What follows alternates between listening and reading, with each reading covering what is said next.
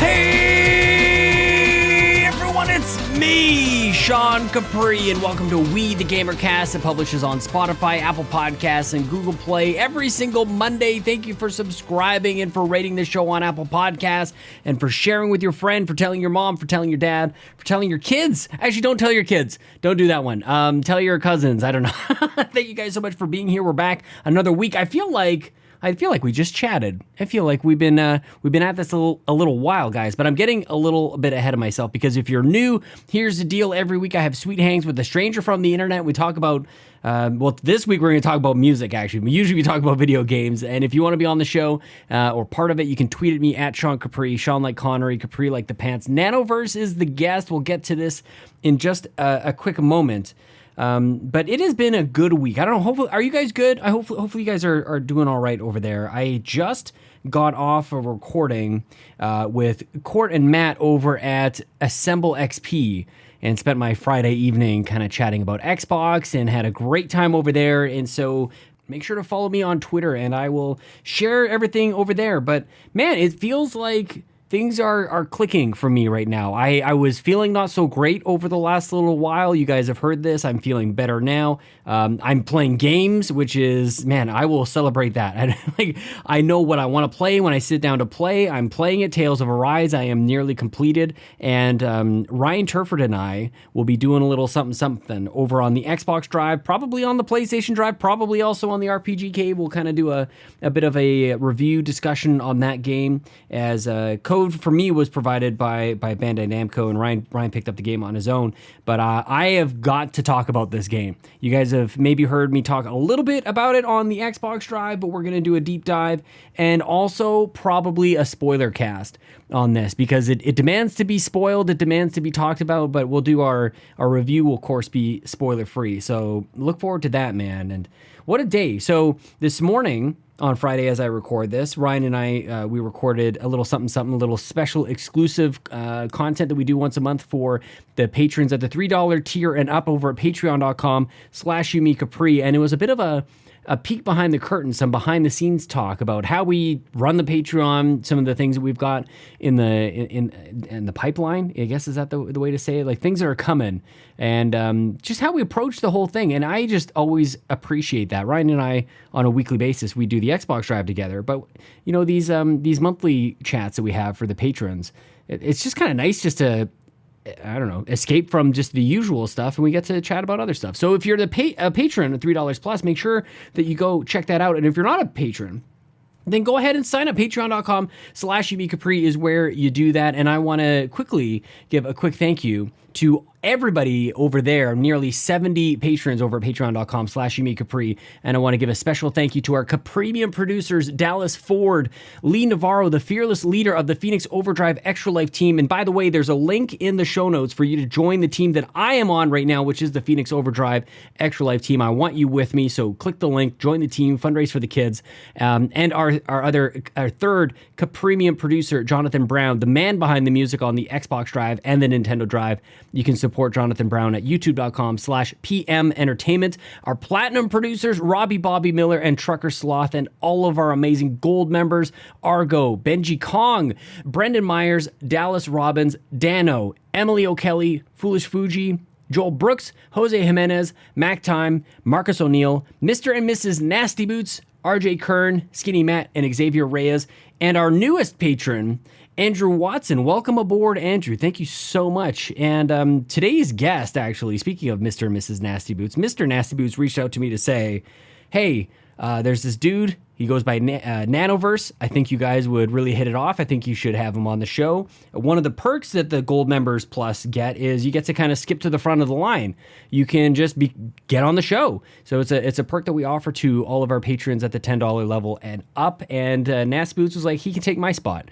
So that's kind of how today's episode happened. And for anybody who, you know, maybe you guys have gotten a little tired of me talking about video games so much, you're in luck because we're going to talk about music this week, you guys. With Nanoverse, we're going to talk about, man, if you like Metallica, if you like some metal music, we're gonna get into it. It's a different kind of conversation this week, so hopefully you guys will enjoy it. I hope that you enjoyed my chat last week with Will Key. I'm still buzzing about that, man. I'm really happy with the way that one turned out. This is a completely different episode that I hope you guys enjoy the variety. I think that's kind of everything I wanted to tell you guys.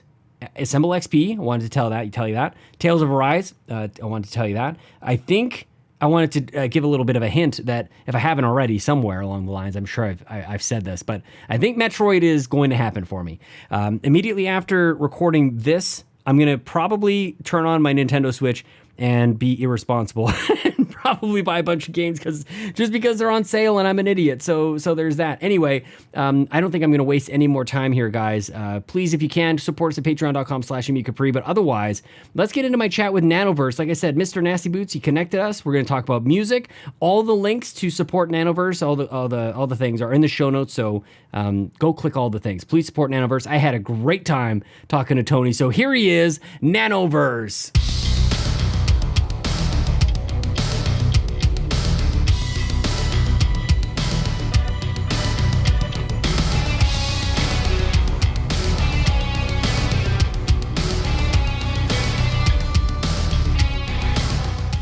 When you're playing with your kids, you pass the controller to them, and then they're like, "Look, Dad, this is your favorite part. Here, you grab it." And I'll do no like way. retro stuff, you know, like. Tell me about your kids. Like, how many kids do you have? Like, what's that? I have 3 daughters. Oh, so wow! Oh, snap! I got started early, man. I got started. Did you? Too early, yeah. but yeah, they're awesome, man. 3 girls. 2 of them are one's turning 15 next month. Whoa. Yeah, you're a young guy, man.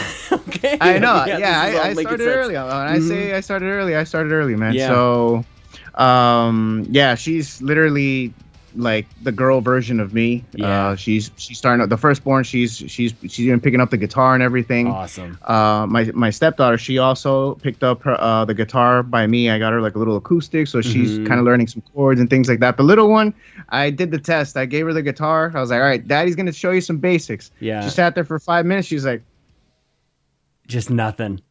Hey, she's too young. How old?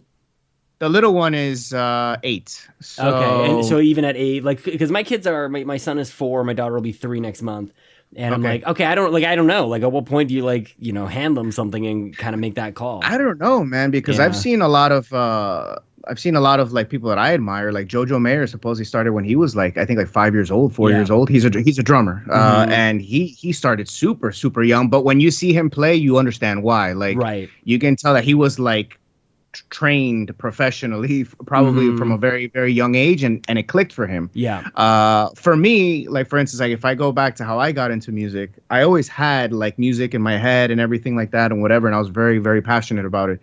But for me, it didn't start till I started listening to like American rock music, you know, because I grew up with a lot of Hispanic and some like, you know, like pop music, you know, like the commercial stuff that we grew up with in the 90s.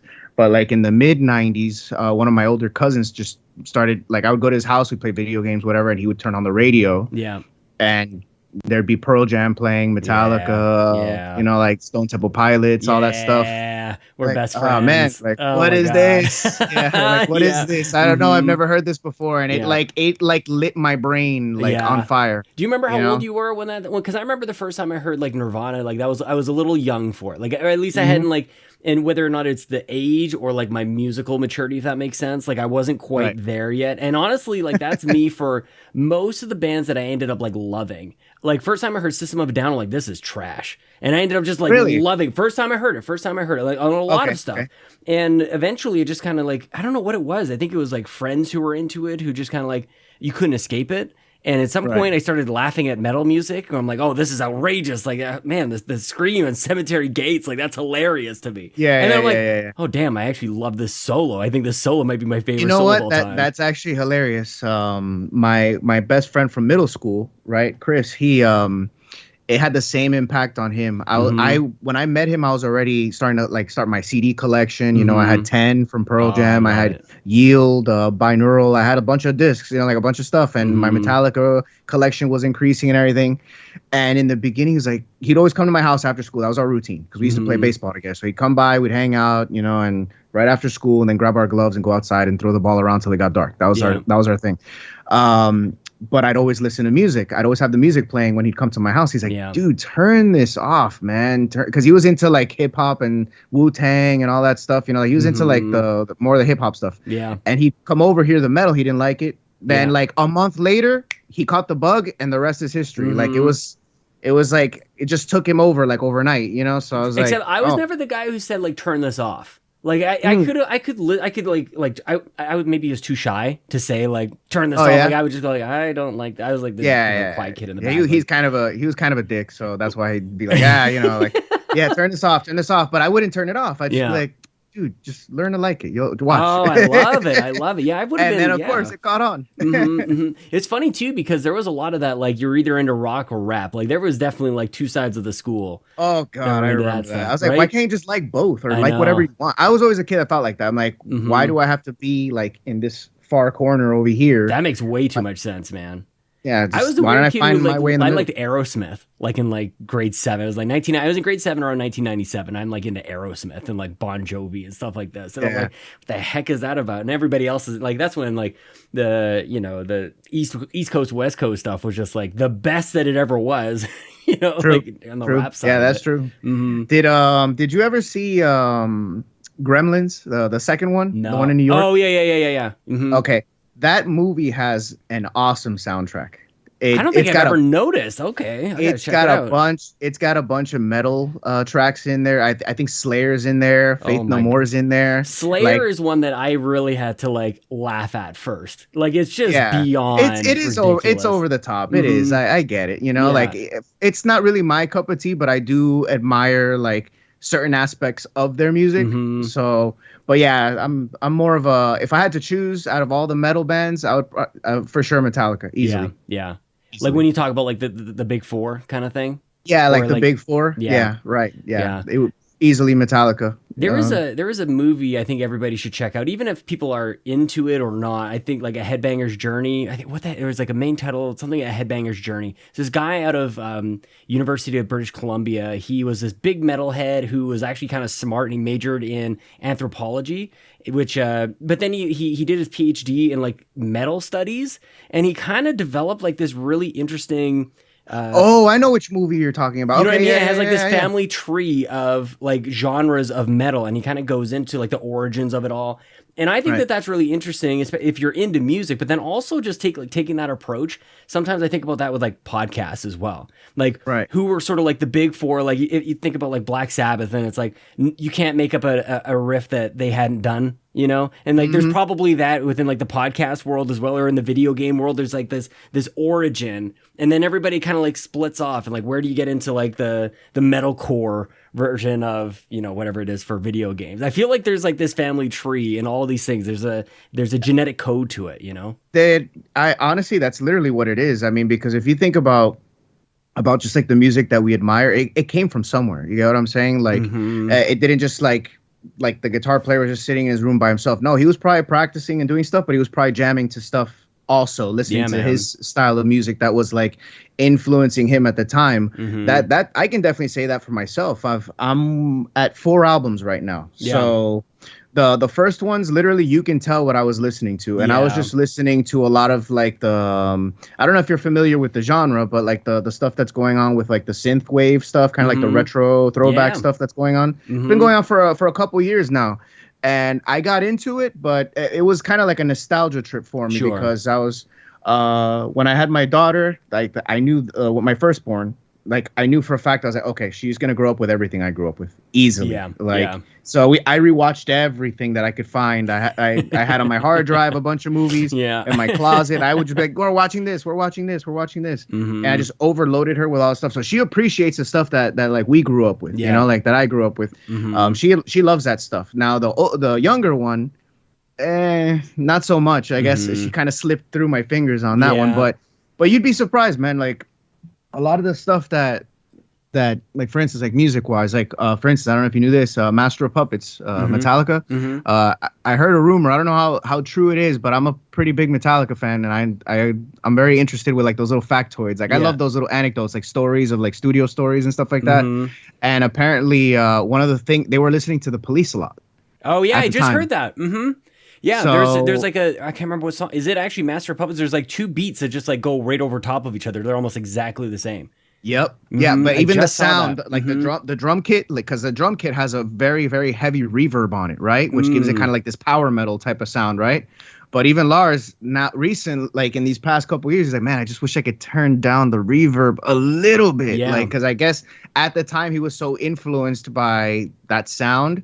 But I think a lot of that has to do, if the rumor's true, with the Police. Because if you listen to the Police, like some of the records, you know, like from the 80s and stuff, the drums have a nice like reverb sound, and I could see why he would be influenced by it. 'Cause it sounds great, you know? That's amazing. It's funny. Yeah, the drums definitely changed after Black Album, like Bob Rock kind of days. Just like everything, you know. And there was like a Bob Rock sound as well. You could kind of go back and dude, like take that for like the whole genre or family tree of music. Like look at just like the Bob Rock effect across all the different like Motley Crue's and whatever else he was touching. Like, and then he changed everything, man. Like he really did. Like some people don't want to sound admit of the '90s. But yeah, I think. Look, honestly, I mean, he gave the band what they wanted. You know, like I never understood this. I'm like, they're happy as shit still to this day. Yeah, they still say that the Black Album is like the greatest work they've ever done as a whole, you know, in terms of putting together a record. So they're happy with it. And obviously the masses are, because that's probably one of like the biggest like metal albums of all time, you know? So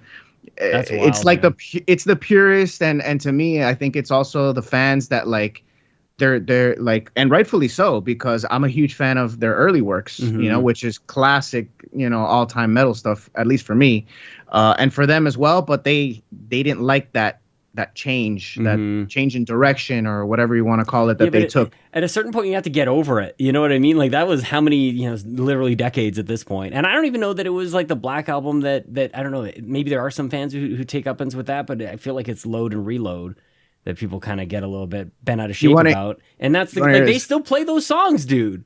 Like even to this day, they could absolutely, they choose not to play Saint Anger. Like they just didn't want to play songs that they felt that they the do fans it randomly. Like. It's like a special event when they do it. Yeah, Frantic kind of has survived in their lineup a little bit. I actually the first album I heard off of Metallica, which is, it has a very, very special place for me, is actually Reload. Oh, really? I love Reload. Yeah, I'm actually one of those weird like fans that like loves Reload. I mean, the whole album is not great, but the songs that are good on there, I freaking love them, man. Yeah. Where the Wild Things Are, that's an incredible song. You know, it's one of the more obscure, underrated tracks. It's one that you should actually like for the sort of uninitiated who might tell you otherwise. Like they heard you're not supposed to like Reload. You go like, listen to this song, and they be like, oh, this is great, and you kind of trick them like, oh, it's on Reload. You know?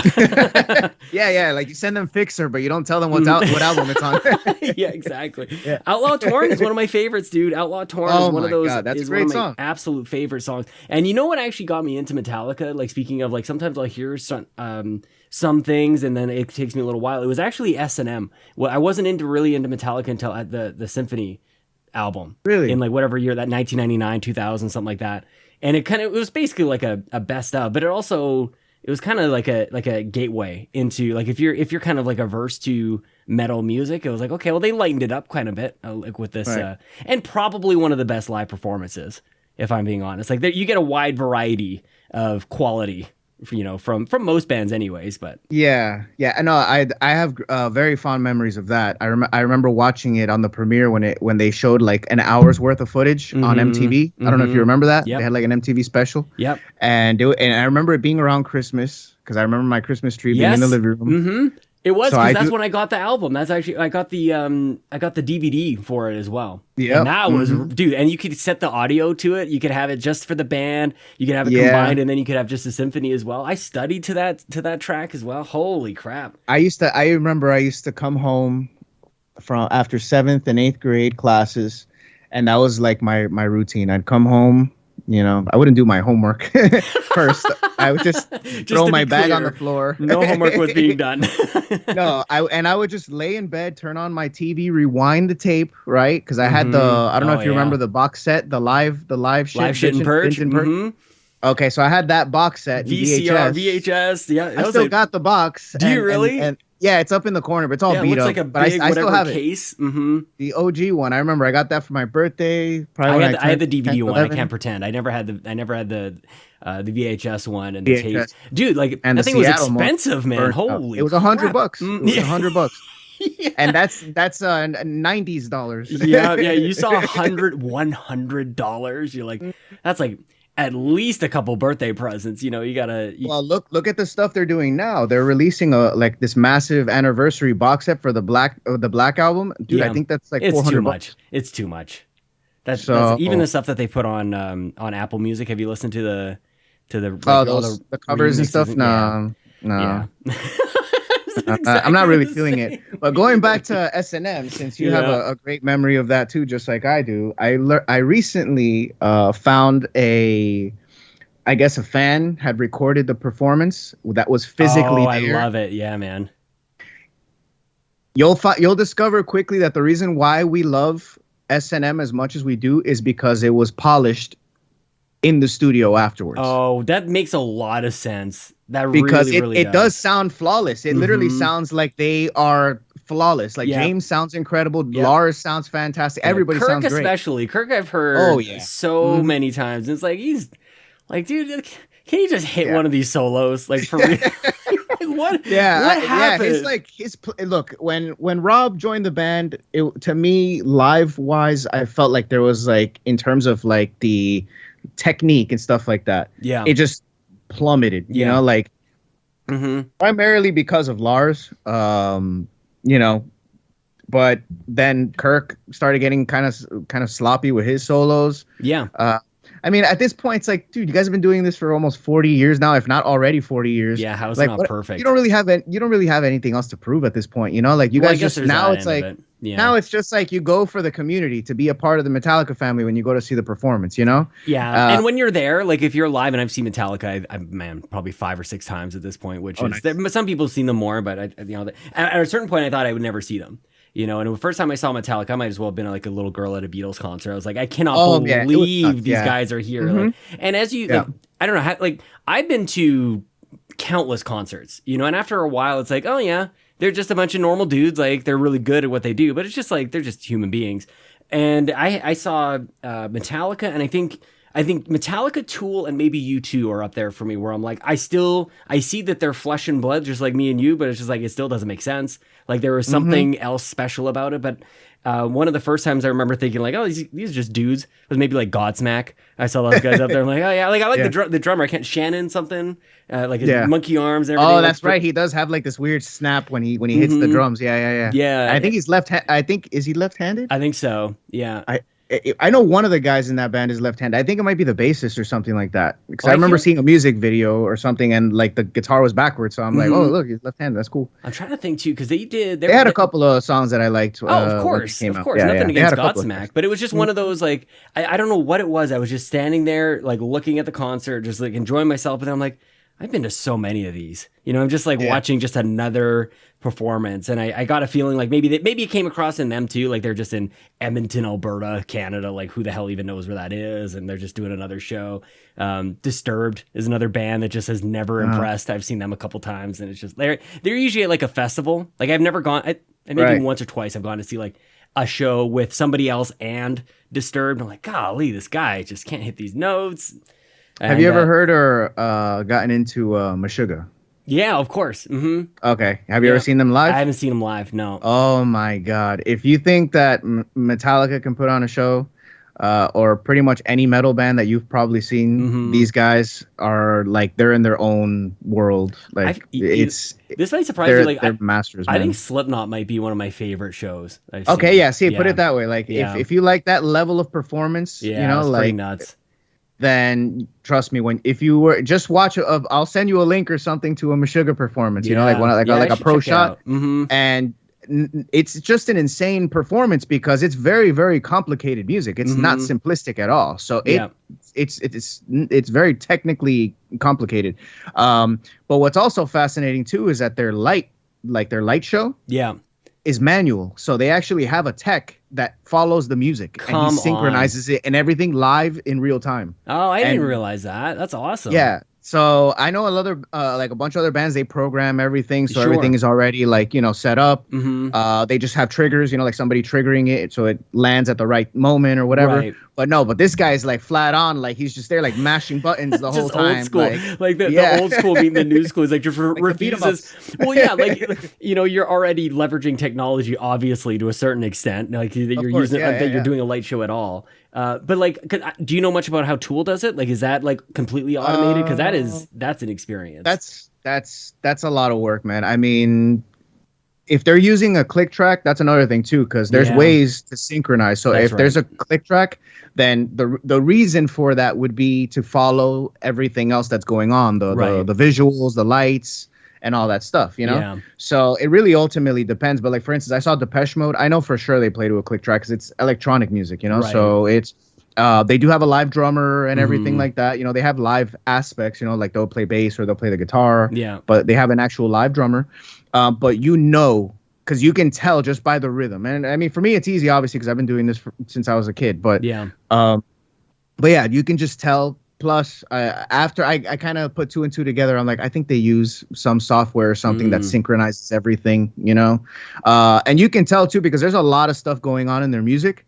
And if you look at what they're doing performance-wise, there's certain things that should be happening that are not being performed in the moment. So they're pre-recorded, in other words. Interesting. So like certain instruments or certain synthesizers that just go off. Like you can, like, if you look closely at their like hand movements, there's none of that happening. That like, throws me off, man. I don't like that at all. So it's like there's like there's a backing track. Animals as Leaders does the same thing too. I don't know if you know who they are. No, I don't know those guys. They're like a newer band, but they don't have a bassist. But the 2 guitars, they play, I think, 8-string guitars. So they have like those extra. God. Yeah, but it's really interesting. Why stuff even have like the top end strings at that point? Just have like just... No, but that's the cool thing too, is that the way they play it almost like a bass. So they do like a lot of slapping and things like that. Yeah. And they almost mimic the bass guitar while playing like guitar stuff too. So it's really interesting. Bottom strings tuned to like at that stage, like, and how loose is that? That's why you're gonna be slapping it. Like I want to say it's like.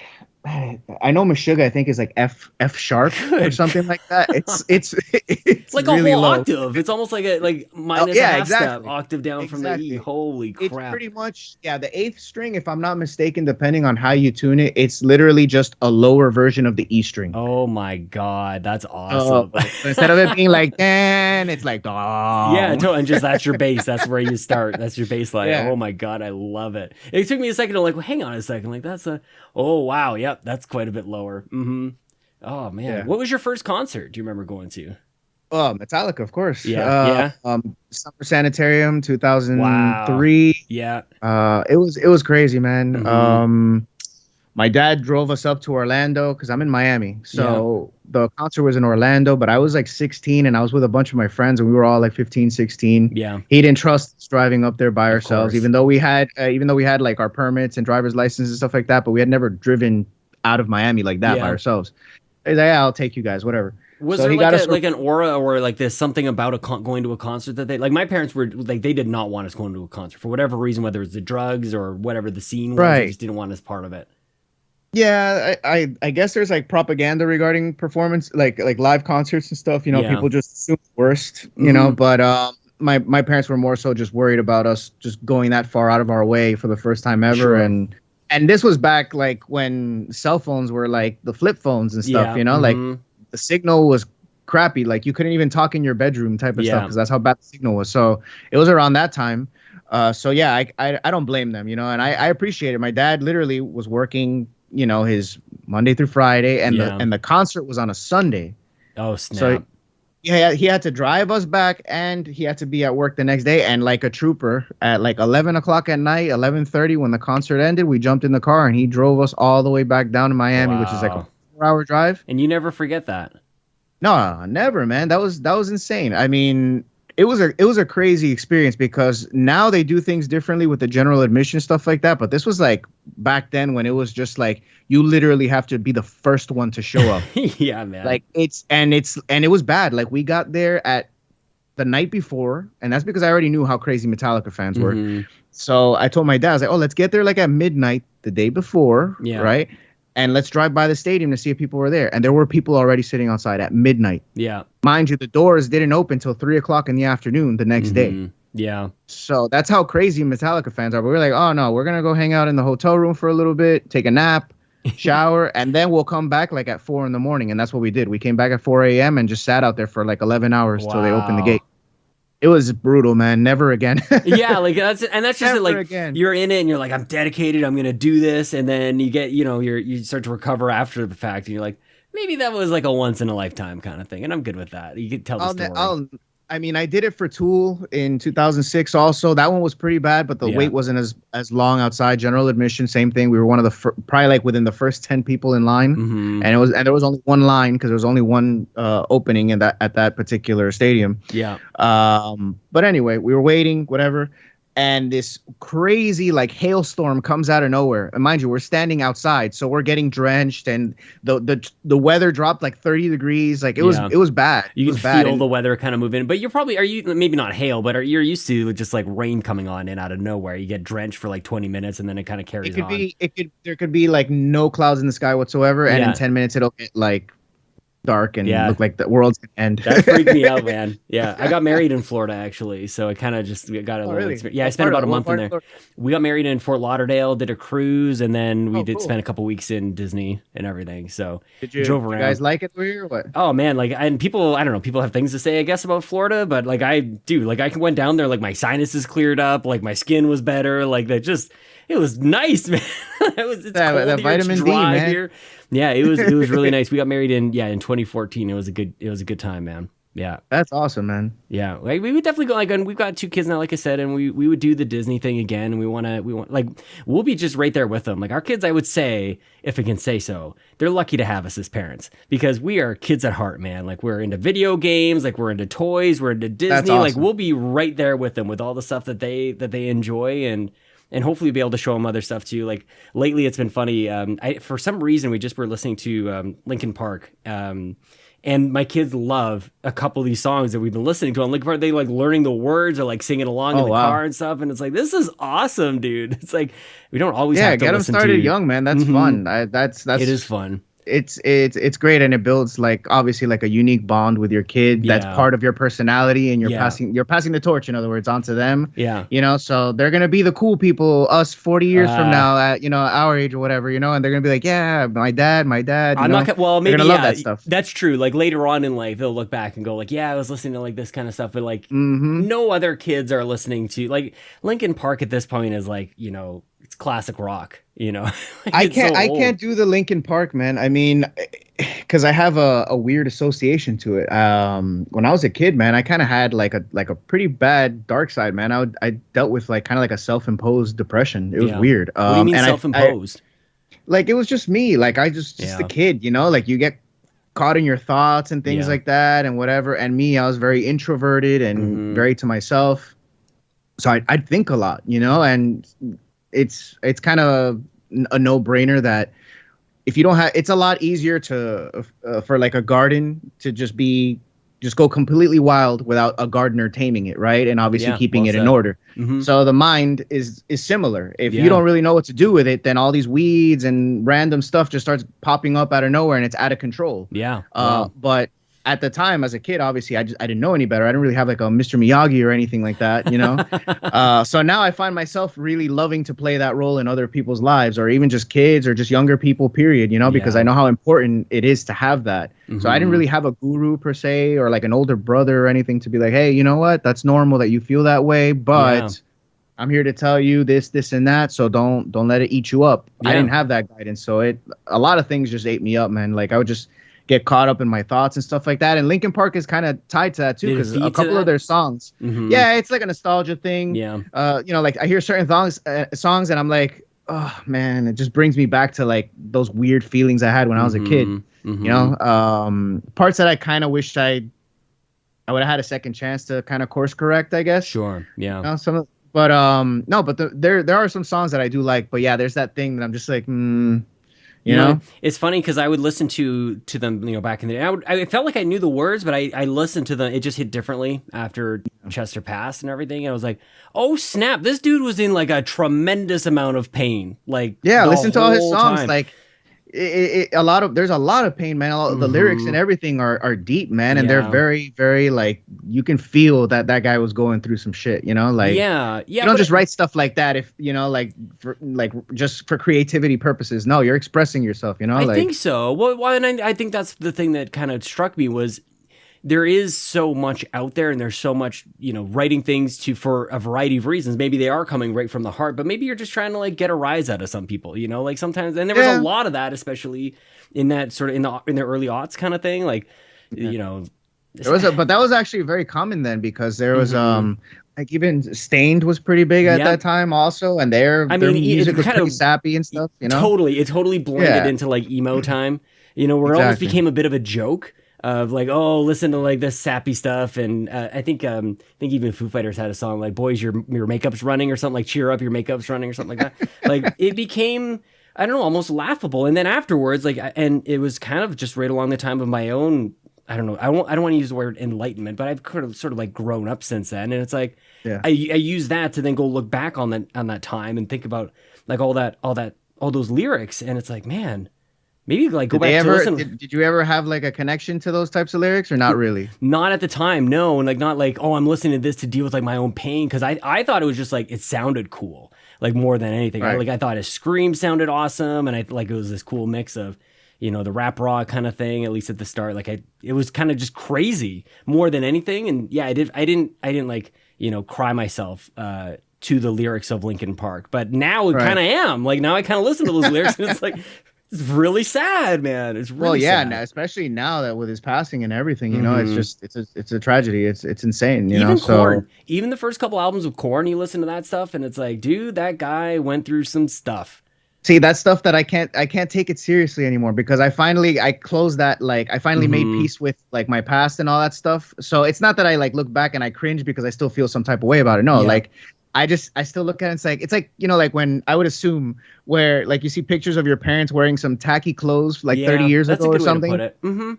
It's kind of like that. It's just they kind of laugh it off. It's like, yeah, I guess you just go through a phase, whatever, just one of those, I can't remember the last time I listened to anything like that. Yeah, I find myself listening more to like instrumental music. Yeah. That's for sure, but yeah, not anything that's deliberately sappy. Like Black, I haven't heard a Black from Pearl Jam in a while. Yeah, but would you call that sappy? Interesting. Yeah. No, that's a beautiful song. That's a beautiful song that can be removed from that list of. Okay, like, well, I'm not sure. It's an exception because it's a masterpiece. Yeah. No. Like either way, it's because the last time I did hear it, I actually was jamming out in the car. I don't know where the hell I was going, but I think I was probably driving up somewhere. And I just put it on. I was like, man, I haven't heard that song in a while. I think it'll hit just right. And it did. And my eyes got watery and everything. I was like, I love this song, man.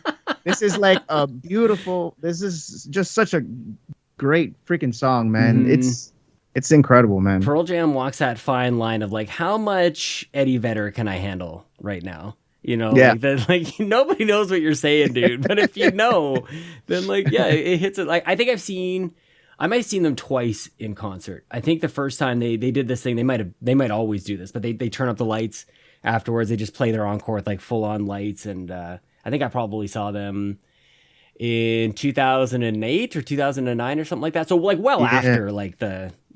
I saw them around the same time too. Yeah. I wish I would have. There's so many bands I wish I would have seen either in the late '90s or early 2000s that I didn't get to see. You're probably a little young. Like what? Like I'm. Yeah, I would have been too young, and I didn't have anybody that could have taken me. Like my dad wasn't. He didn't know what the hell was going on in the metal scene or anything. Yeah, so I would have needed like an older brother or something. Finally, when I got to that age where I could do it, was when I finally went to see Metallica. Which, by the way, Metallica was there. Deftones were there. Oh yeah, I know the two. There, Limp Bizkit. So it was, I got to see my first time. I got to see like 5-6 bands. I was like, whoa, this is nuts. Obviously my two top performances. Oh, Mudvayne was there too. I forgot about that. Yeah. And no, but my two top performances were obviously Deftones and Metallica for sure. That's a crazy lineup, man. Mudvayne is I never actually saw Mudvayne perform as Mudvayne. I saw Hell Yeah. Oh yeah. So I think it was I think it's the singer and like maybe one of the guitarists or something like that, and then Vinny from Pantera is in the back, and I don't even know who else. It was one of like, man, the age of the supergroup has like come and gone.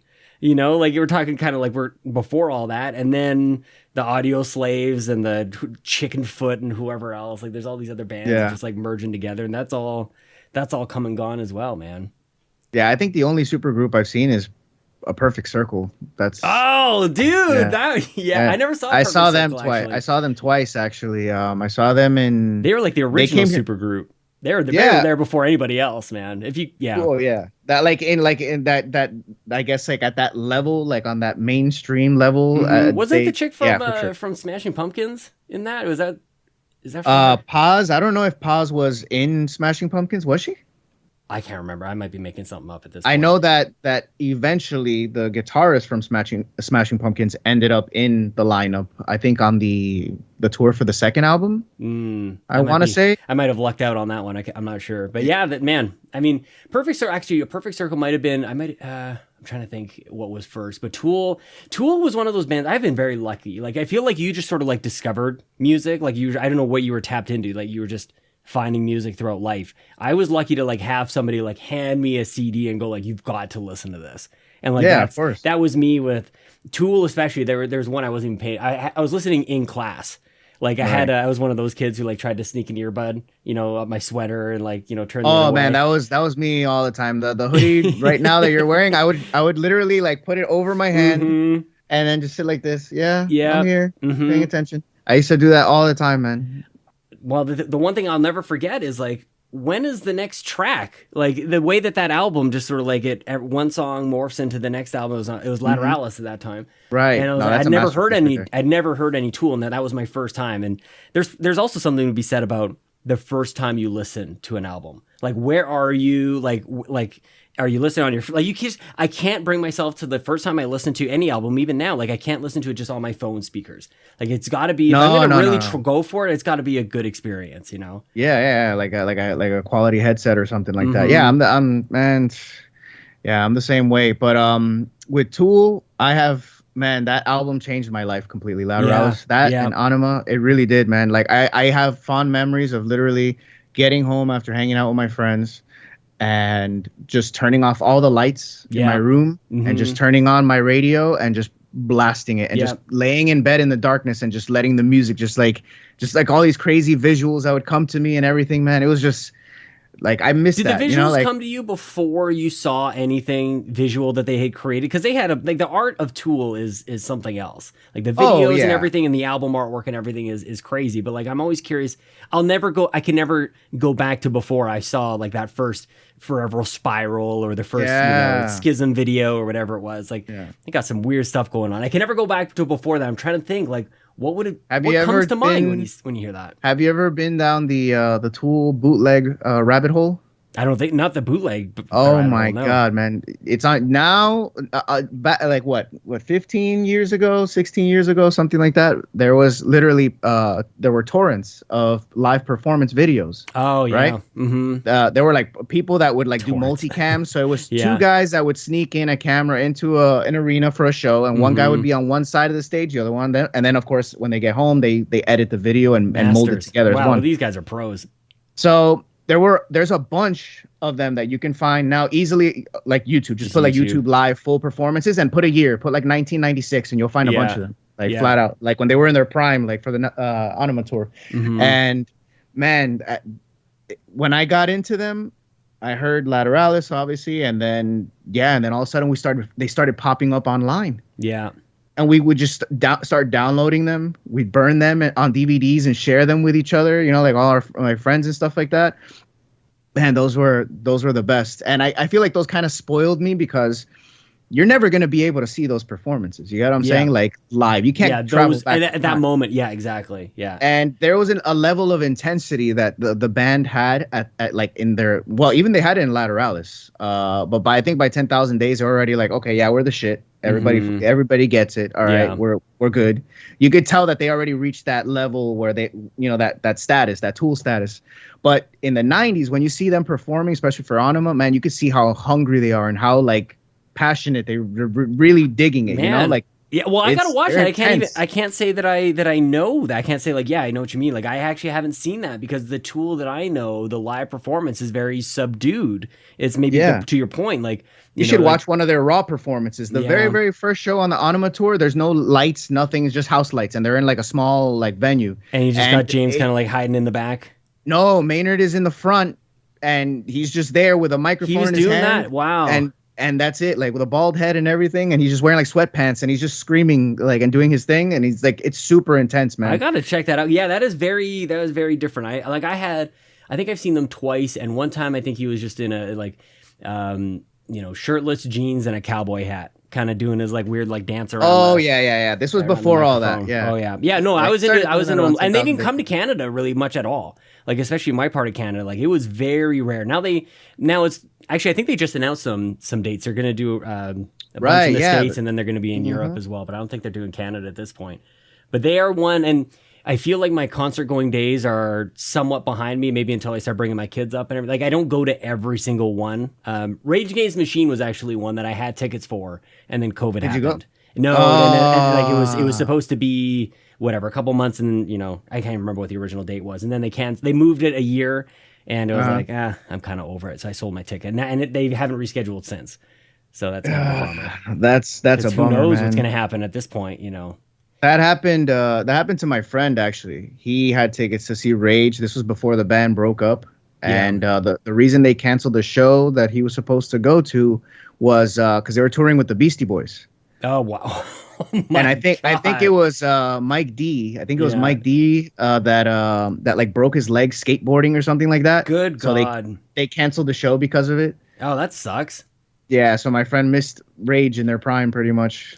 Man, you got like Foo Fighters. The dude breaks his leg on tour. They give him a giant throne. Yeah. That is a cool man. Foo Fighters I've seen in a few times as well. Again, like I used to keep like a hat full of just all my ticket stubs. And at a certain point, it's just like, well, there's just so many, and I don't know. I don't know if I feel regret in getting rid of it, but it would be cool to bust out at a moment like this. I try to do the T-shirt thing. If I can get a T-shirt, like at least one piece of merch to remember, like the last time I saw Metallica, I got a T-shirt. Yeah, see, I got it right here actually. Yeah, but I got I saw literally right there. I was folding it to put it away. But I went to see King Crimson in July. Yeah, I got a T-shirt there. Mm-hmm. I saw Meshuggah twice. I have 2 shirts of theirs, one from each show. Yeah, it was something I started doing around that time. I'm like, I'm an idiot. Why didn't I just get at least a T-shirt, and then I'll just like, I won't wear it often. I'll just put it away. Like I'll put it in a Ziploc bag or something to preserve it, and put it in. That's a good idea because they don't last. I haven't kept mine because they're not the greatest quality T-shirts. Generally speaking, yeah. And when I think back to some of the earlier shows, man, I just wore that stuff like every day, and they just wore out like the color and everything. But now I'm like, I'll wear that like maybe once every 6 months or something, Yeah, no kidding. Oh my gosh, man, just going down like memory lane here, just like that. This was a good, I don't know, like probably 10 or 15 years of my life, just like pretty much at a certain point we started getting concerts. I feel like in Miami, you guys would kind of get your pick of the litter. Just like you're just a regular stop. It's not like many bands or any bands. The biggest issue I have with Florida is how poorly they treated Mike Patton when he came down here with Tool. Oh, really? Yeah, it was Fantomas. I don't know if you've heard of Fantomas. No. It's a supergroup, pretty much. It's Mike Patton, the singer from Faith No More, and the drummer from Slayer. I forgot his name completely. Wow, I'm sucking right now. But anyway, the drummer from Slayer, and they formed like a supergroup, right? And I think the guitarist from the Melvins is in there. Anyway, they're nuts, but it's very, very like it's an acquired taste because it's kind of like blast beats metal, but then all of a sudden they'll start playing like jazz or something. Like it's super weird, It's out there. It's out there. Very experimental. So they played down here in Fort Lauderdale, opening for Tool, and of course, Tool fans were like, "What is this shit?" And they hated it. And Mike Patton afterwards was like, "This is the last fucking time I come to Tool." Oh wow! He flat out said, "He's like, I'm never coming back here," and he wasn't bullshitting. He hasn't come back since. Yeah, I mean, why would you at that stage in your life, really? Yeah. You don't really Yeah, have and you to. would think that Tool fans would probably be the ones that would get it, because they're supposed to be like all open-minded, and so Yeah, I don't know about that. I think there might be a bit of I'm not sure what the word, like maybe a snobbishness to it. Like yeah, there is, yeah. they get it, man. There's an appreciation for the numbers, man. Like there's Yeah, the Fibonacci sequence, man. well, yeah, dude. Like, and it's like everybody will say that, and they're like, they have no idea what the hell that even means. Like, what? I don't even know what it is. Neither do I. I hear it Like, all the time. some sort of like, I don't know, some golden ratio or something like that. I don't know. Like, there's I know just enough to like make a fool out of myself about it all.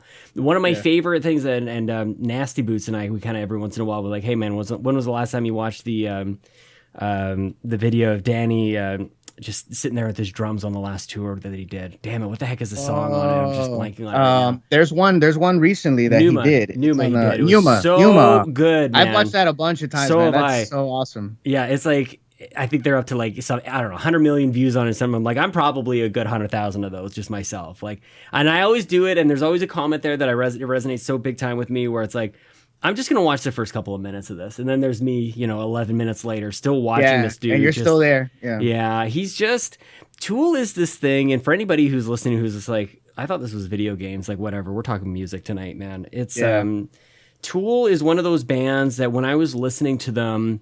And I was listening to them for years before I ended up seeing them in concert. Like, it didn't actually make any sense to me that that music, even calling it that is just so weird. Like, what I was hearing in my ears was created by drums, vocals, like guitar and bass. Like, that didn't make any sense because I'd heard music that was created by those four things before, and it didn't sound like this. Like, this just seems like it just came into existence. But of course, the mixing of it is, probably very similar to how most records are created. Just put together and created from a place that I hadn't experienced before, man. Like, that is just so special. Production quality, pretty much everything's been top notch that they have released. So just sonically, the music is just. It's perfect. Like, it really is. To me, like for Lateralis, 10,000 Days. Well, actually, the last three albums they did, even the Fear and Inoculum or whatever. Incredibly mixed and mastered and just nuts, man. Just the quality. And then, of course, when you better understand what it is that they're doing from like the way they set up their rigs and everything. Like, for instance, Danny Carey doesn't just have a drum set. He also has some electronic, like MIDI, like he has MIDI stuff that's like all over the kit.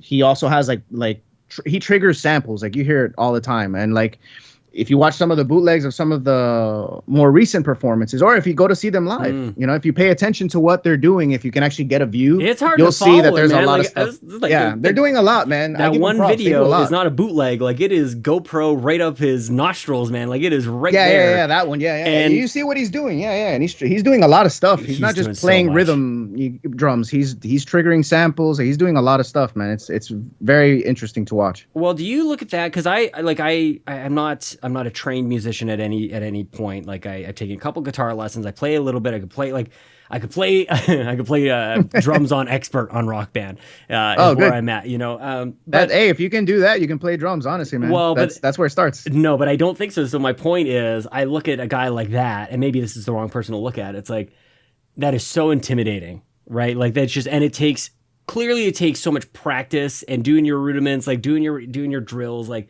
actual training. Is what that. So do you, like, when your approach to music, like, what is it? Like, is it a self-taught kind of thing? Like, are you, like, do you know, like, are you fluent in music theory and stuff, or not at all in between? Yeah. I just know what I like. And like, for instance, like it's a weird approach, but it works. I don't think it's weird. I think it's very common. Yeah. I think it's weird just because haven't really had that much of an experience of meeting that many musicians that do the same exact thing. Sure, but it's definitely not as far out as I thought it was. Until I started kind of just like talking to other musicians and stuff. But no, what I do is a scale, right? Like, I don't even know much about music theory, but I know this much, that a scale contains a certain mood, right? Yeah. So if you follow that scale, you can create a mood. Right. Okay. So you're not going to pick a happy scale to make something that you want to sound kind of ominous and dark. Right.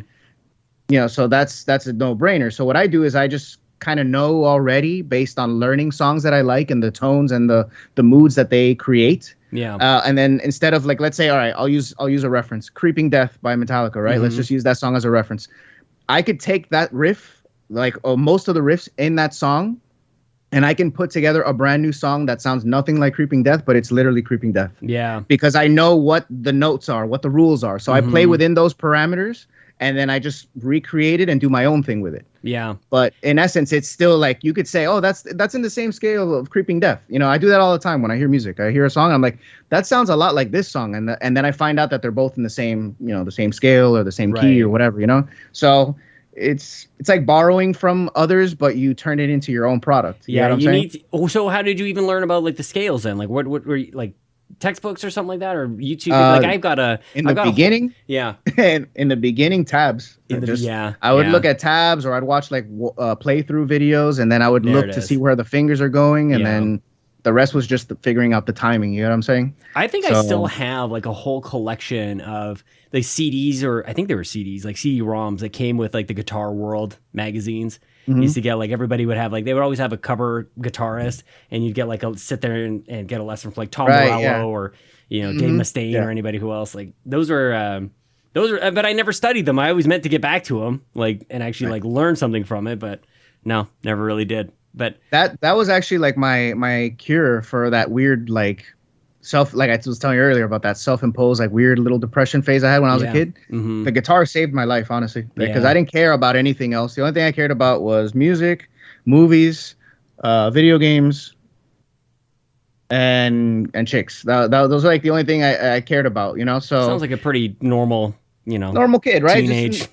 Exactly. Experience. So those were like the 4 or 5 things I cared about. But anyway, I didn't have any of the other things figured out. So I was just like, you know what? What do I have control over? And I was like, well, I really want to play guitar. I would love to just sit in my room and play Metallica songs all day. That was literally my mindset. And then long story short, I annoyed the crap out of my parents, so they finally got the guitar, and the rest is history. And I did exactly that. What was your first guitar? You had an acoustic to start out with?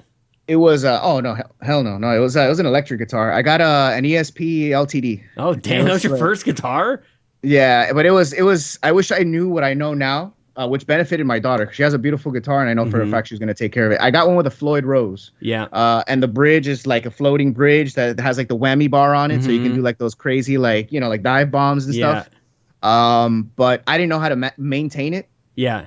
So it got all messed up, and the guitar, like I couldn't keep it in tune. It ended up just in the garage, like just collecting dust until we threw it out. Yeah. But it's really hard to keep it in tune. Like I've never actually used a guitar with a whammy bar on it. I've never actually played one.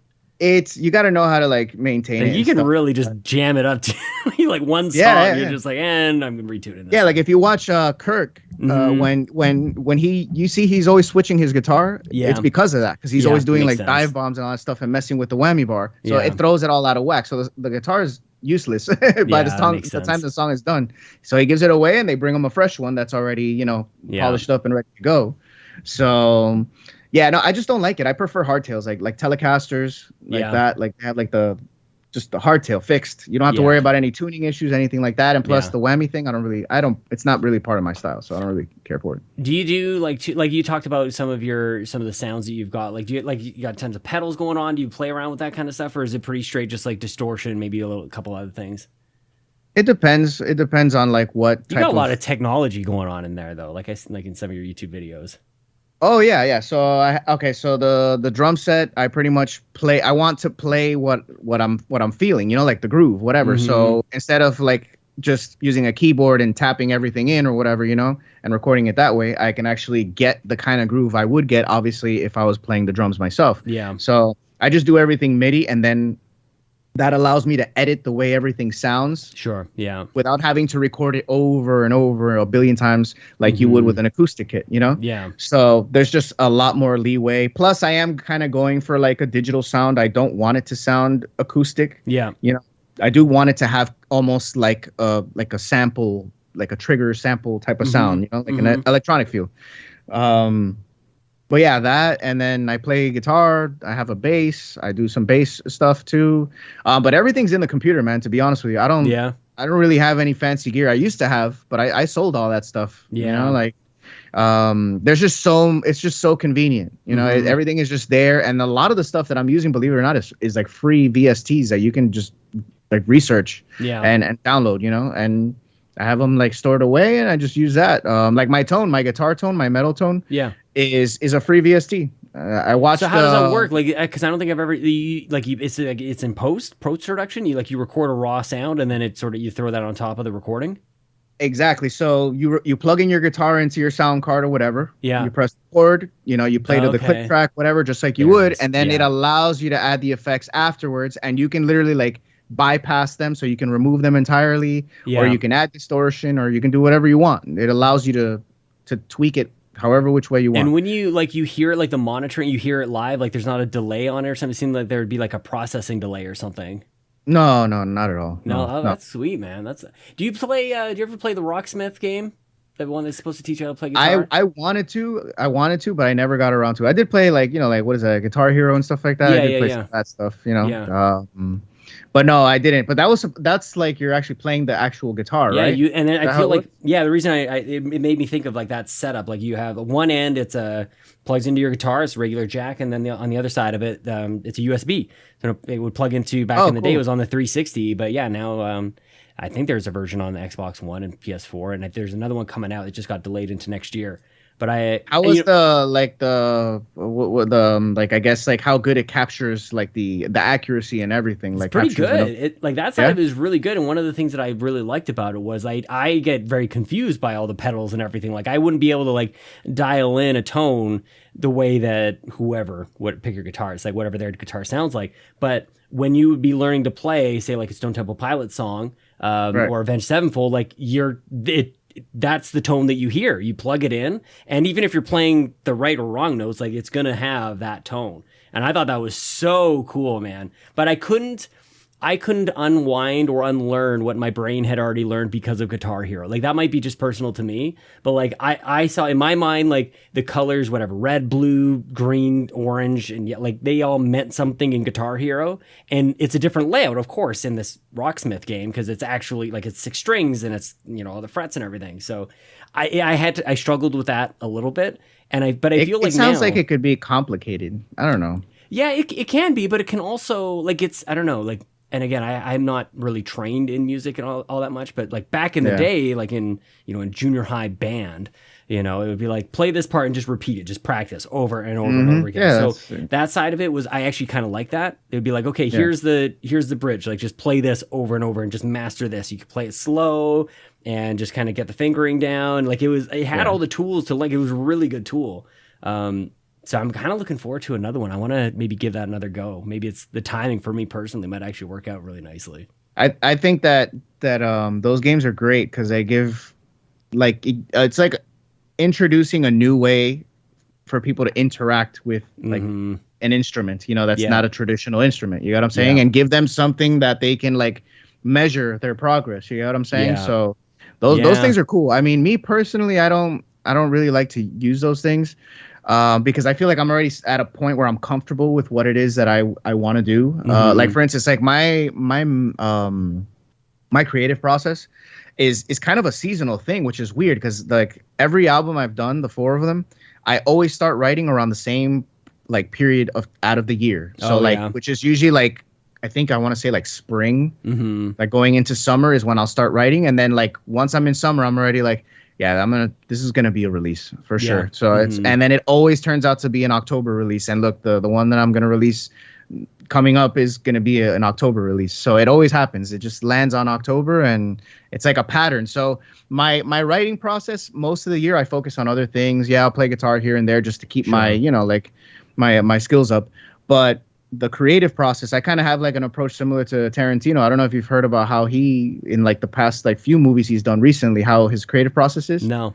Like he literally just lounges around the house. Yeah. And he just, like he'll sit down and he'll have like a notepad and he just chills and he just kind of like meditates on an idea. And he's like, okay, so that's the guy that's going to be in the beginning. All right, cool. And then he just starts writing stuff. But the whole time he's like in his jacuzzi, just chilling. Like, so that makes sense. When you said like, have you heard of his process? I'm like, I didn't realize that there was a process. Cause that's actually kind of what I imagined it would have been like. It's just exactly like he literally sitting around thinking. I just sit in my hot tub, or I'll go to the pool and I'll just sit there and I just kind of just just think about it while I'm Yeah. relaxing. And then when I get something that I know I have to write down, I'll just stop what I'm doing and I'll write everything down.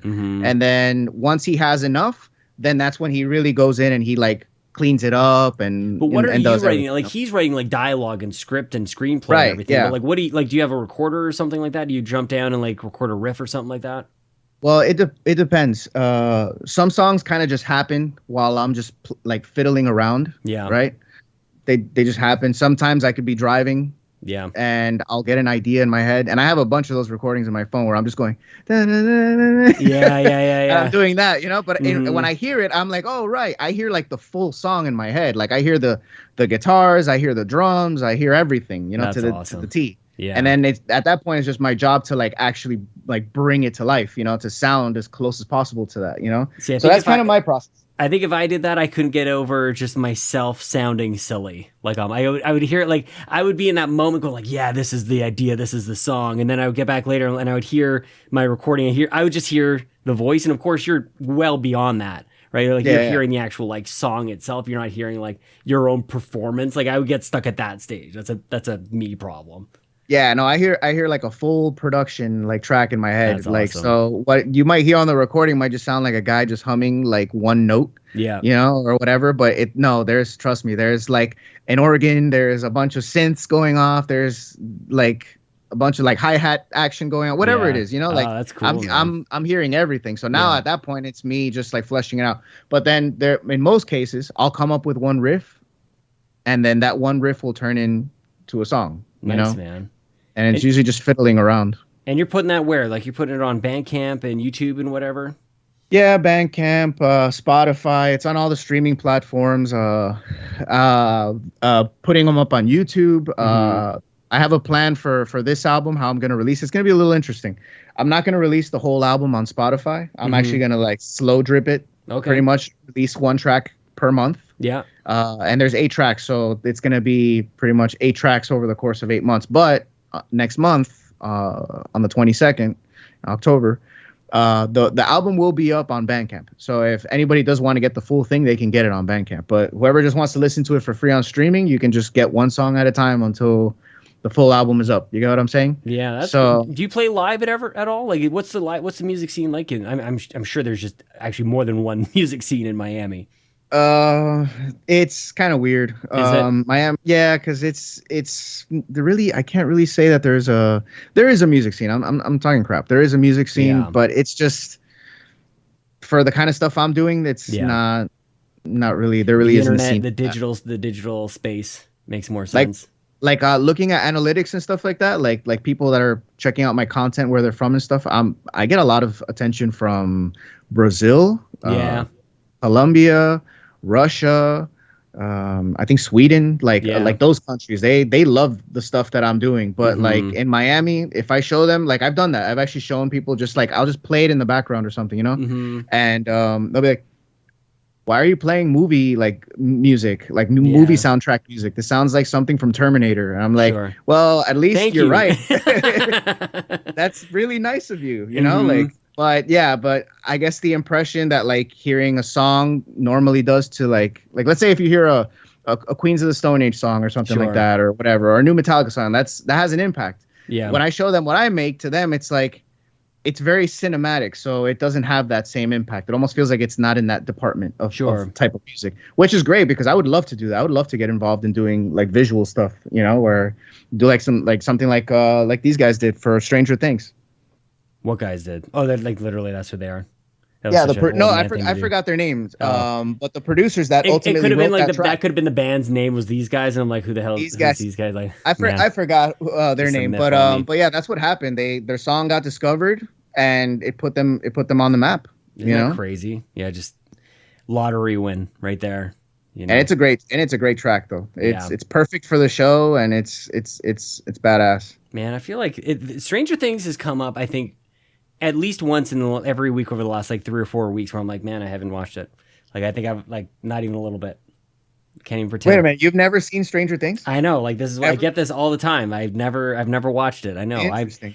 Dude, I'm I do this every Monday night, and then I play games to keep up with the other shows. And it's like, I don't know, TV is like not.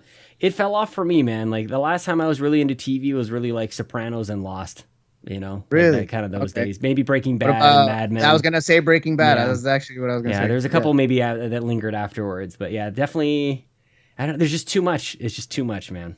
I don't blame you, man. Especially now, it's gonna get worse. Like the entertainment overload on streaming is absurd right now. Like I can't do it for the same reasons because I try to stay focused on like getting stuff done. Yeah. And if I just start watching show after show after show on my free time, I'll never get anything done. Well, and truth be told, that is true with every element of entertainment. There's too much music. Right. There's too many movies. There's too much TV. There's too many video games. Like there's too much. So it's not to say that like there's more TV than there is of video games because that doesn't make any sense either. Like I pick up one game and that's 60 hours of my life.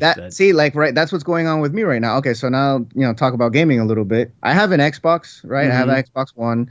I literally only have 2 games. One because I got it so I could play with my kid, and my chick's nephew. He also has an Xbox, so that kind of like all right, whatever. I'll play with them online and stuff like that. So play like Call of Duty, whatever, But I play FIFA. That's my thing. I like to play FIFA. Yeah. Mm-hmm. So, but this is how I do it. So it's kind of like a little game I play with, I guess, like myself. I'm just like, all right, so this is how we're gonna do this. The first game you lose, you're done for the day. You can't play. Yeah. So if I have a really bad day, I just get 1 L and that's it, and I'm done, right? Because if not, then what ends up happening is I get super competitive and I get angry, and then I keep playing, and then ultimately it's just a bad day. Yeah. And it actually works for me that way too, because That's when I actually a do good pick up rule. the controller, I'll pick up the controller, I'll play, and I'll have like a hot streak, and I'll beat like 5 dudes back to back to back to back to back, and then boom, I'll lose one. I'm like, all right, well, I won 5 in a row. Yeah.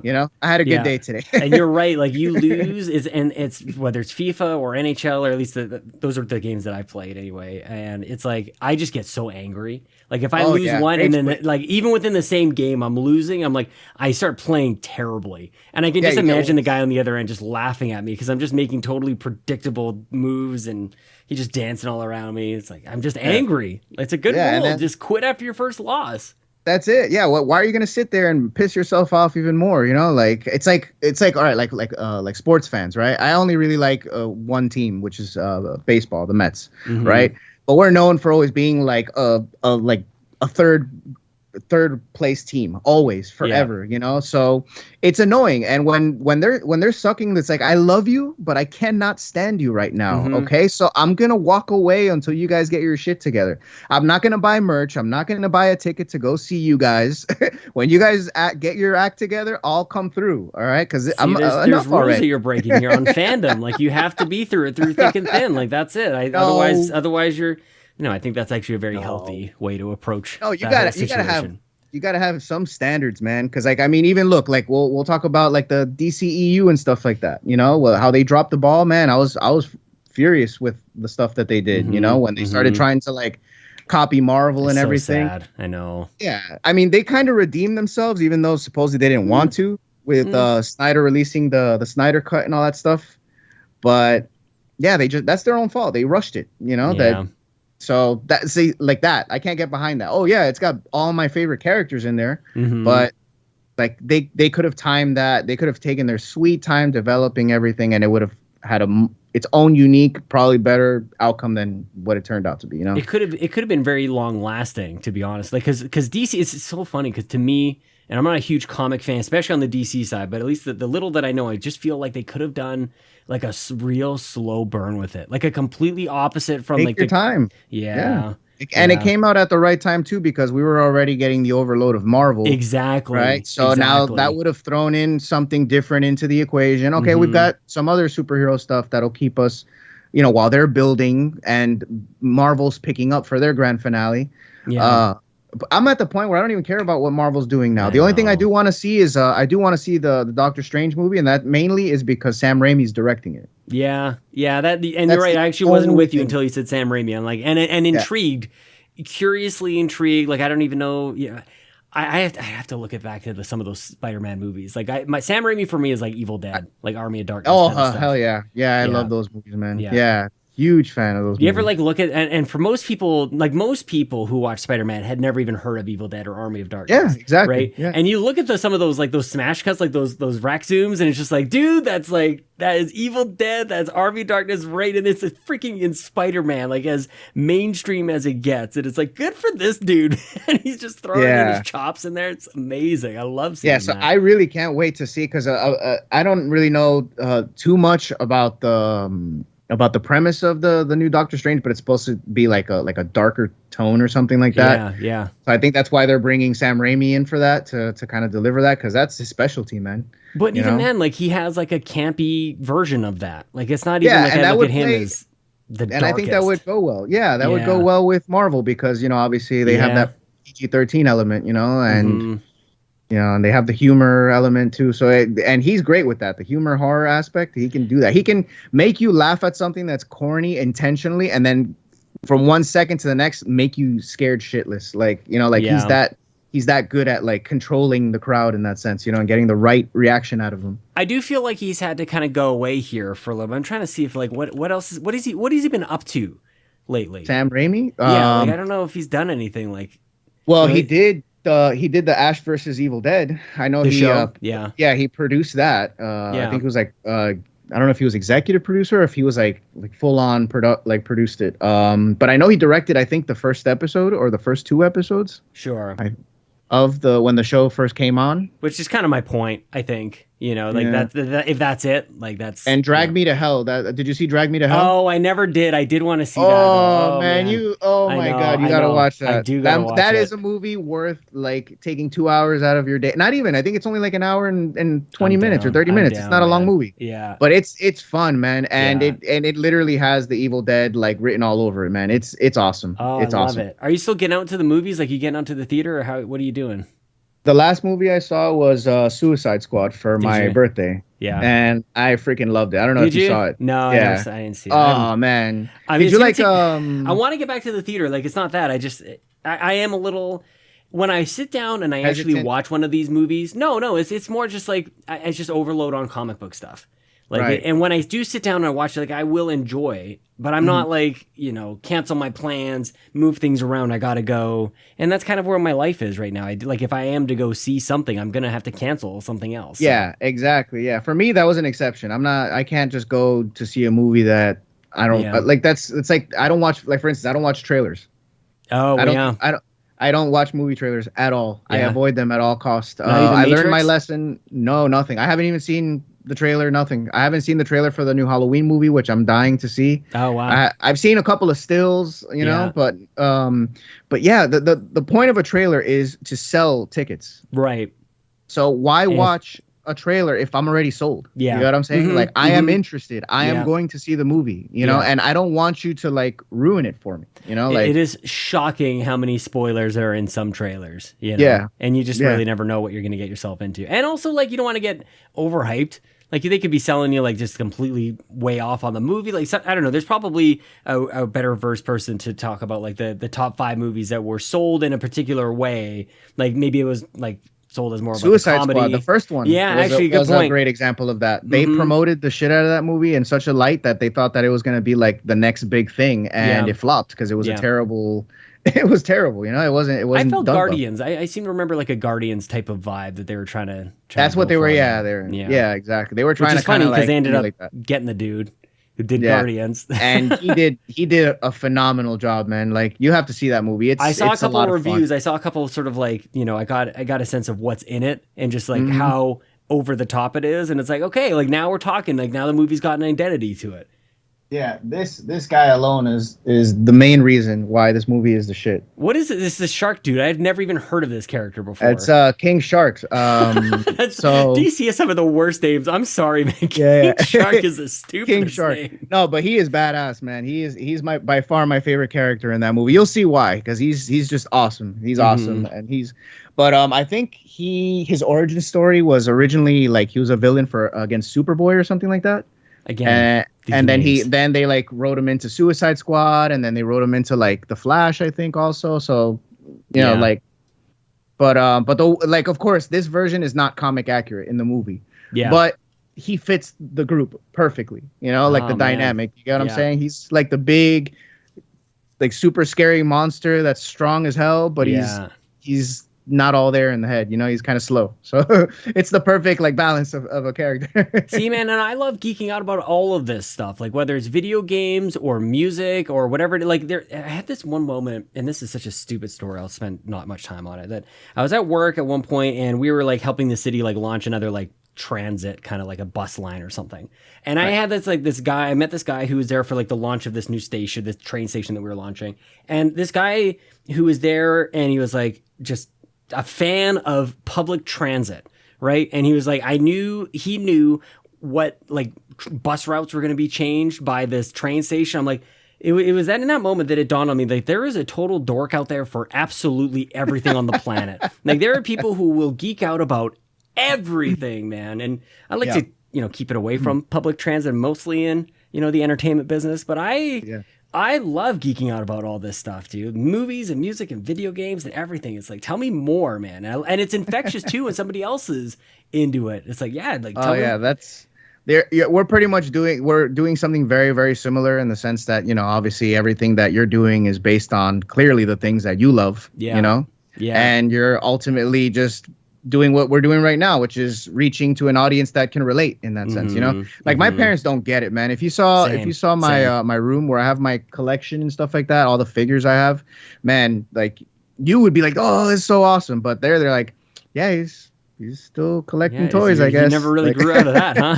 Yeah, I guess he's still doing that. All right. But isn't that something? There's something to be said about that too, though, about how, like, at a certain point, you kind of just like stop caring about what you're supposed to be doing, or what it like quote unquote supposed to be doing, like whether or not it's your parents or society or whoever it is. Like, there's this amazing moment, and I wish I had it like boil down to like something I could capture. But there must have been at least a series of moments where I'm like, or I could just live like this with all my toys and my just like loving the stuff that I love, like, and forgetting all the reasons maybe why I wouldn't like indulge like I do. Like there's a before and after story, I would say, on that. Yeah, true. I'll have to dig out those memories at some sort of, I don't know, hallucinogen or meditation or some sort, because there's something there, man. But here I think we're grown adults. And honestly, I'm grateful, man. I love my childhood, man. Like all the cool stuff that we grew up with. Like I think that's part of the like why I even started getting into what I'm getting into now with the music and everything. And even like on social media, I'm pretty much trying to build an audience. Yeah. By sharing the stuff that I grew up with, like it could be a clip from RoboCop or something like that, like I love it. Anything like that, whatever. And then of course I'm thinking, like, and we've all seen it a bunch of times, but the whole point is to put it out there to hopefully start a conversation. Yep. To start going down that, like, I guess whatever you want to call it, like dork out moment or whatever, geeking out over stuff. Like, oh man, I remember when I was staying at my grandma's house, and she bought me the VHS and she put it on the TV for me, and like there's always a great story behind that one piece of entertainment that we all love dearly. You get me? So I'm always fascinated to hear those little anecdotes, like people's little stories and stuff like that. That's super cool, man. That's the origins of this show, and even as we close things out there, I feel like what moments for our kids are going to be that for them, like what thing do we as parents, or what will the grandparents pick, or what friend will introduce them to, like that thing that becomes whatever, like a really cool memory. Like my kids will never know a time where like we introduced like a gaming system, other than like maybe them coming to a launch with me, like we're always just going to have it here. That's just something that's that'll be their upbringing. You have to create that in them, because I have noticed some things now that my kids are older, is that if they don't were never really associated to it, or with it to begin with, there's really nothing there. So like the passion that we have for the stuff that we grew up with, it's for a reason, because it played a huge part in our lives. It was that was my parents' way of like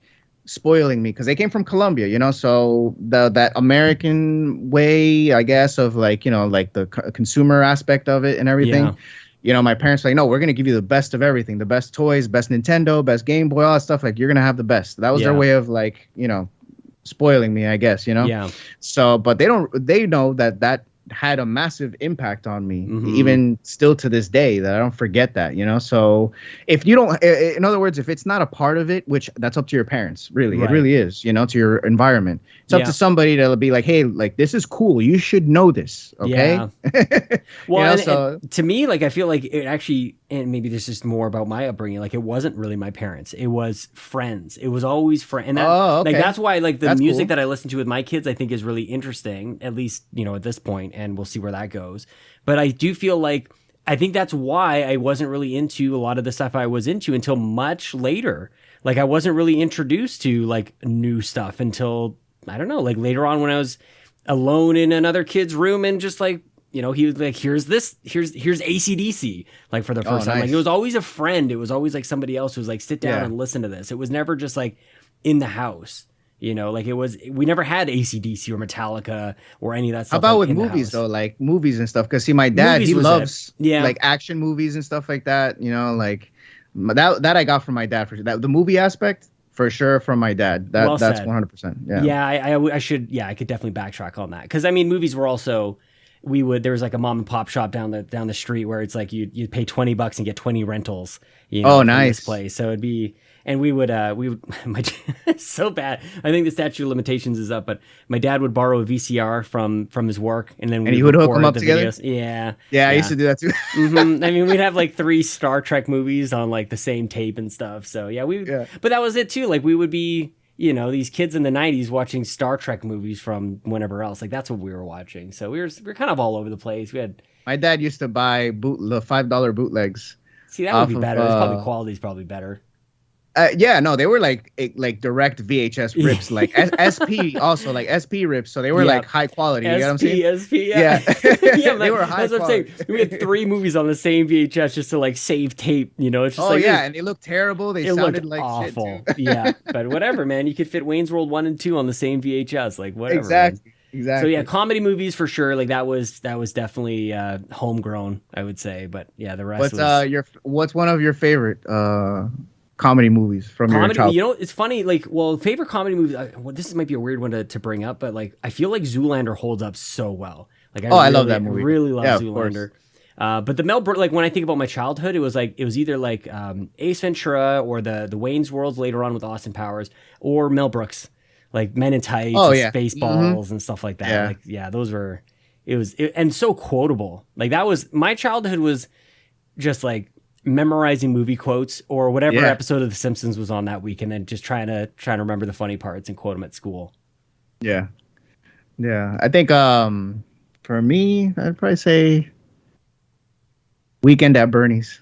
Oh my god, that movie dude. never gets old, man. I could watch that movie over and over. I don't know why. That explains a lot. That explains a lot, actually. I think a lot of it has to do with just, I remember watching with my dad and him cracking up, you know, like, so I think that connection too, like, I don't know, it just has a lot to do with that. My dad was awesome. Well, he's still alive, so he's still awesome. But yeah, he didn't care about anything, man. Like I'd be sitting on his lap watching Nightmare on Elm Street, like type of stuff. Like when I was like 3 or 4, like he's like, no, he's fine. He'll be all right. He's not scared of this. It didn't do anything to you. Didn't like. I mean. Oh, it traumatized the hell out of me. Yeah. Oh, did it really? Yeah, it did. Just nightmares and everything. No, not like that. But obviously, like, which is the whole point. You know, you watch the scary movie obviously for the suspense and everything that comes with it. So as a kid, I liked it, but of course, I obviously was scared of it, you know? Yeah. But yeah, no, I have memories of watching Nightmare on Elm Street, the Jason movies and all that stuff, the Friday the 13th. Yeah. He didn't care, man. Like even RoboCop when he shoots the guy in the nuts. I was like watching that how old was I when that came out? That was in 88 or 89, something like that. So I was probably like 4. I was probably like 4 or 5. Yeah, we're about the same then. Yeah. Yeah, it was Terminator was the movie and my wife and I talk about this often where it's like there's always the movie that kids like talk about, like there's some kids who got to watch them and there's some like most kids didn't. It was like it was Terminator, RoboCop, and Aliens or Alien back then. Yeah. It was like which kids got to watch those movies, and everybody else was like we're all watching Disney and Ace Ventura and whatever else. But my parents bought me the Terminator VHS, the original one, and you remember on the VHS, like when you would buy a VHS, the little tab would be ripped off. Yep. So you couldn't record over it. Yep. But if you put a piece of tape over Yep. it, you could record over it. Yep. So the sex scene with Sarah Connor, Oh, no way. my parents, they tuned into like a channel that was like had no signal or whatever. Come on. And they recorded over it so I wouldn't see it. That is next level, dude. That is awesome. That's something that, like, as a kid, you would do that to, like, kind of prank your parents. Like, you'd record over something, maybe not sex, you'd mess up something that they would want to, or maybe even do it by accident. You like put that tape back over. Man, we would do that all the time. How does that even get discovered as a thing? You know, I think about this all the time. Like, before the age of the internet, that is a universal trick that we all just like knew and learned somewhere. I don't know if like it was in a newspaper or whatever, man. Like where did we learn that from? I don't understand. I don't know, man. I mean, I think for me, it was that I made the connection. I'm like, okay, I would look at both tapes and I'd be like, okay, what's the difference between this one and this one? There's a tab on this one. This one has the slot, but it's missing the tab. And then I was like, let me try something. And then I put the tape over it. I popped it in, pressed record, and it would allow me to record over it. I was like, oh, there you go. So what I started doing was I would just grab my dad's bootlegs of like crappy, like cheesy retro, like Hispanic movies, like Spanish movies. And I would grab his tapes and I would like put, you know what I would do? I'd put the labels of the VHS tapes over them to mask them. And then I'd write like, because I got into wrestling at one point and I'd be like WWF, whatever, Raw, Monday Night Raw.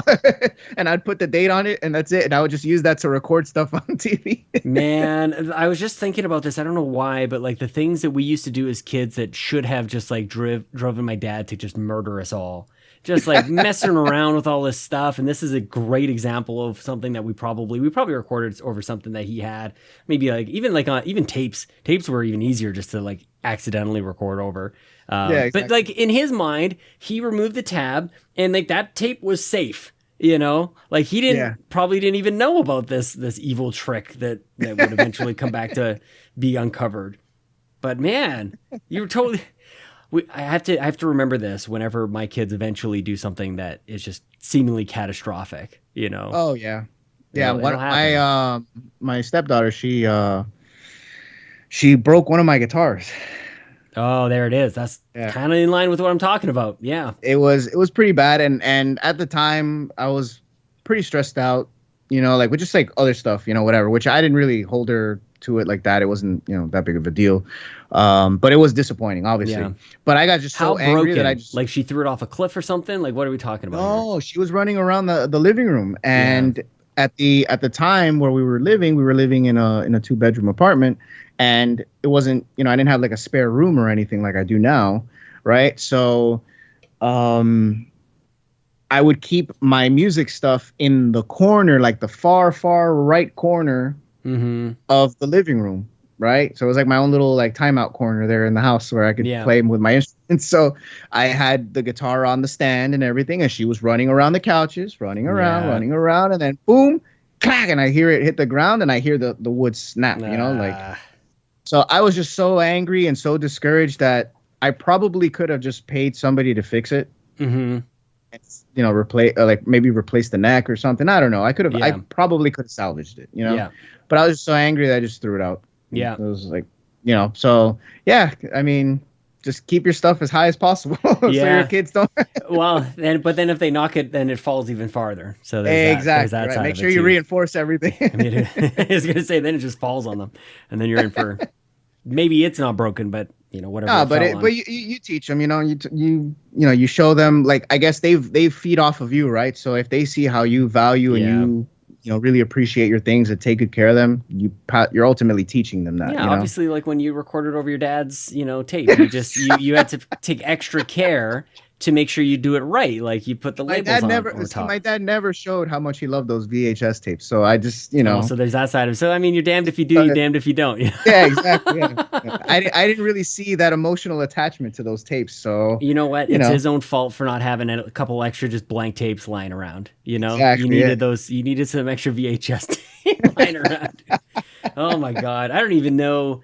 Holy crap. Okay, we'll probably wrap things up there, man. I can't believe how time has flown just chatting with you about God knows what awesome. Tonight, man. Yeah. This is super fun. Do you want to let people know, or whoever's listening at this point, where they can find all your stuff? I've got your YouTube channel up on my screen here, and I'll include links, but yeah, where can people find stuff?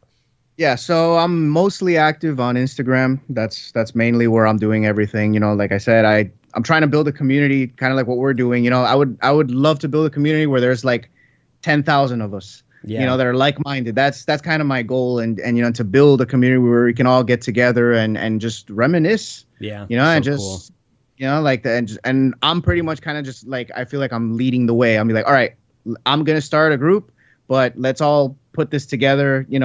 Everybody that's like-minded, and yeah, and I make music and stuff, and anybody wants to check it out, you're more than welcome to. If you want to support it, that's great, awesome. But I'm mostly active on Instagram, nanoverse.music.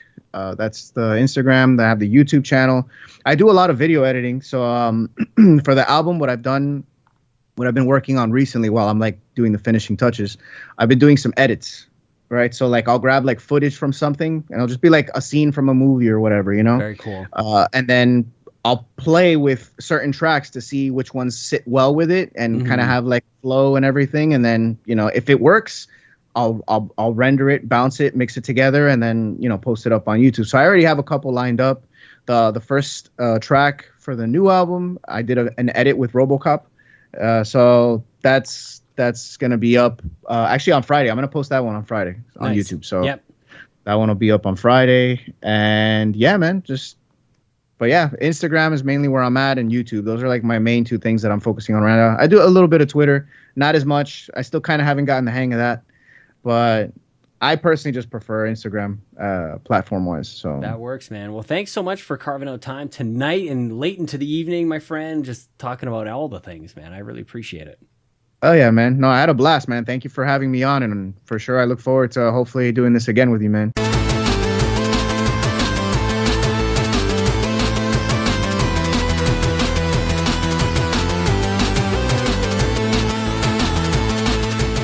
Dude, holy crap. We went down a rabbit hole, man. Hopefully you guys enjoyed that. The music at the start. Normally I get the music from OC Remix, but that was Nanoverse music. That was great.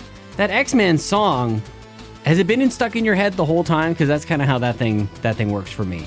Thank you so much, Nanoverse, for spending time, for chatting about, man, things I don't really get a chance to do too much anymore. And again, this was a conversation we had last week. So sometimes and maybe contrary to popular belief, I don't re-listen when I put these episodes together. So, man, I feel like the notion of like that there's decades in my life now where I've really dedicated, or maybe better parts of a decade, maybe not an entire 10 years for each of these, but there's good portions of my life where I really dove deep into movies, I dove deep into music. Right now I'm in the video games kind of portion, and I've never thought of it in that way until I kind of talk things through with Nanoverse on this. Because I'm always talking about video games and whatever else on this show, so just doing things a little bit differently. I have a huge amount of appreciation for Nanoverse, for taking me down that road, for you guys, for checking it out and listening and sticking with it. And who knows what next week will bring. I know who it brings. I'm not even going to give it away. I don't like to jinx it, who the next guest is. Unless I've already recorded the episode, sometimes I'll say, like, this is the person who's coming up next. In those cases, the chat has already been done. But I've got somebody booked. I'm excited to talk to them. And you guys, you should be excited for it as well. If you want to support the show, you can follow me on Twitter at Sean Capri, Sean like Connor, Capri like the pants, and you can find all the things that we do at patreon.com/Yumi Capri. We're on Instagram as well and on Twitter, Yumi Capri's, and twitch.tv/Sean Capri. How did I forget to talk about this at the start? Halo is here. Halo is happening. There's a flight, there's a whatever you call it, a tech test, a beta. We're playing it. It might be over by the time you're listening to this, unless you're on Patreon, in which case, tonight, we're playing Halo tonight if you're on Patreon. That's how it works. As Ryan Turford would say on the Xbox Drive, you put a little tip in the tip jar and out comes content. It's like a vending machine. I love how he says that. I'm stealing it.